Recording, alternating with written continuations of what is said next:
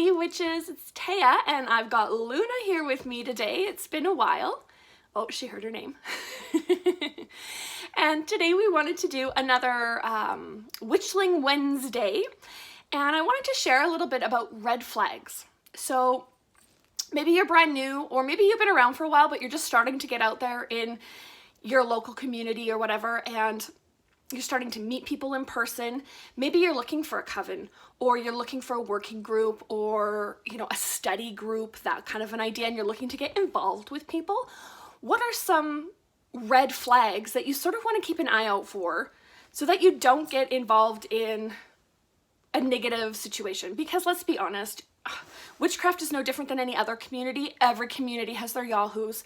Every community has their, the people that make everybody look bad. So what do you look out for? What are the red flags? So my first one is a big one. And for me, this is my first, biggest, baddest red flag, is people who gossip. People who put other people down and gossip about them behind their backs. If I'm just meeting you for the first time, I don't need to know about that other person who doesn't do anything right. Who, if they can't speak to you kindly about other people, they're not talking to those other people kindly about you. So I find those are the people who are like the busybodies, and they got to know something about everybody. And those are usually not great people to get involved with, because eventually you'll be on the receiving end of the gossip. So first one is gossip. The next one is people who ask you uncomfortable questions, things that make you uncomfortable. Now,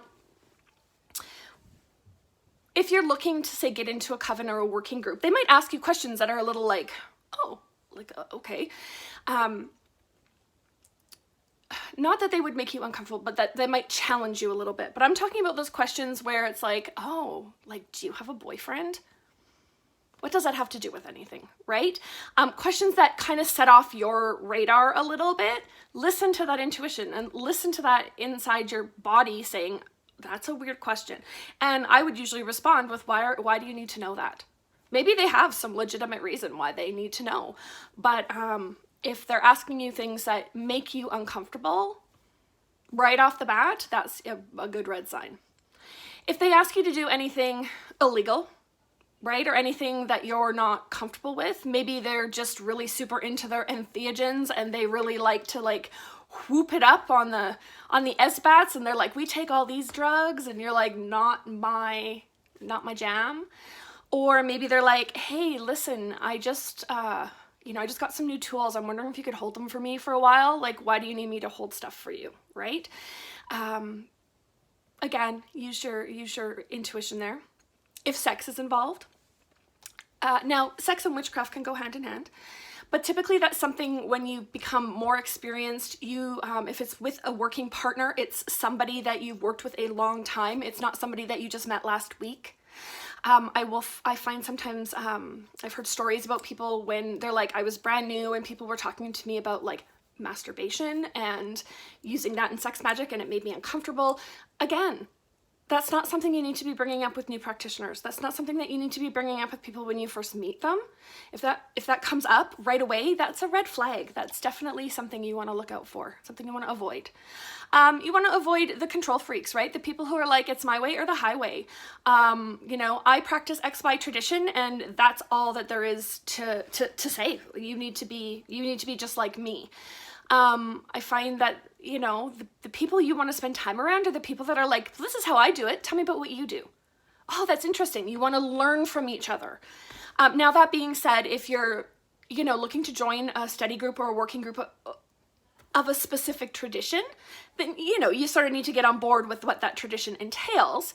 But at the same time, the my way or the highway sort of, you need people to have discussions around your practices and how they're unfolding. People who claim to have special powers. If it seems too good to be true, it probably is, right? The people that are like, I can read everybody's minds. I know what so-and-so is thinking about you. I mean, A, that goes back to gossip, and B, nobody can really read everybody's minds. They may be able to read somebody's emotions, somebody's energetic outputs, their aura, but chances are you can't read somebody's mind word for word what they're thinking. You know, oh, I can set things on fire with my finger. Things like that that defy the laws of physics and nature, right? Those people that walk around proclaiming that they've got a special connection to deity or to spirit. I know people that have had direct knowledge downloads from deity and from spirit, and they've published them and they're quite successful in their own right, but they don't walk around and lead with that. Well, guess what I can do, right? They're usually very humble about it. It's a very humbling experience. They don't walk around bragging about it. That's a huge red flag. People that ask you for confessions. So they want to know about your secrets. They want to know things that have made you ashamed in your life.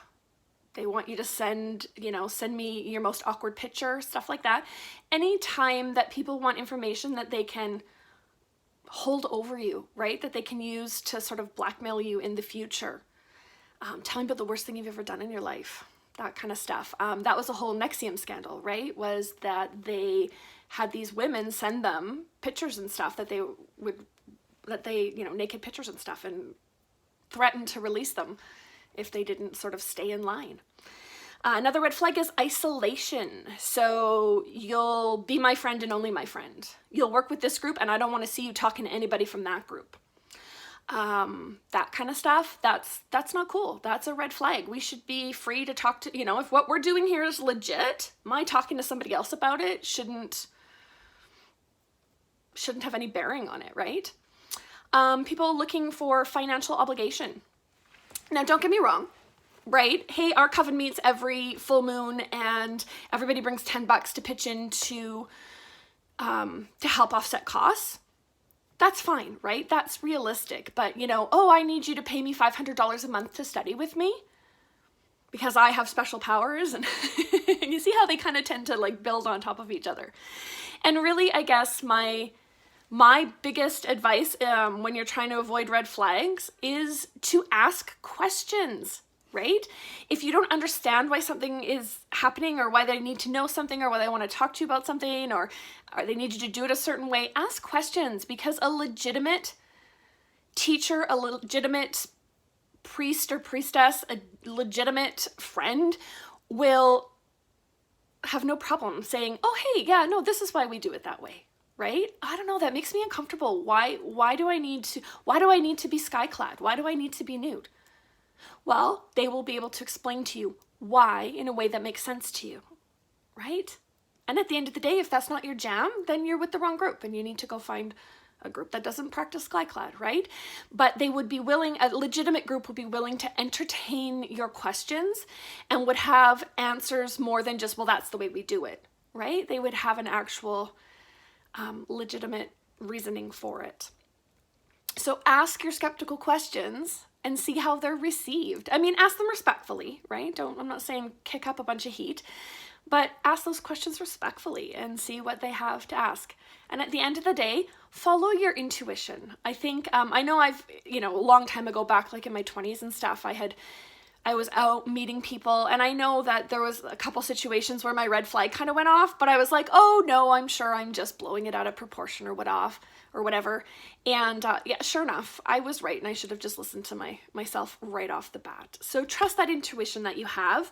It's there for a reason, and it's there to guide you. So listen to your intuition and ask your questions. It's definitely worth it. So that has been Witchling Wednesday, and a bunch of red flags that you can look out for when you are out meeting other people, whether it's one-on-one, just making friends, or you're looking for a working group or a coven or a study group, whatever it might be. Do you have red flags that you've encountered in the past that I've missed? Drop them in the comments. I'd love to hear what they are. Otherwise, yeah, thanks for hanging out. I'll catch you in the next one.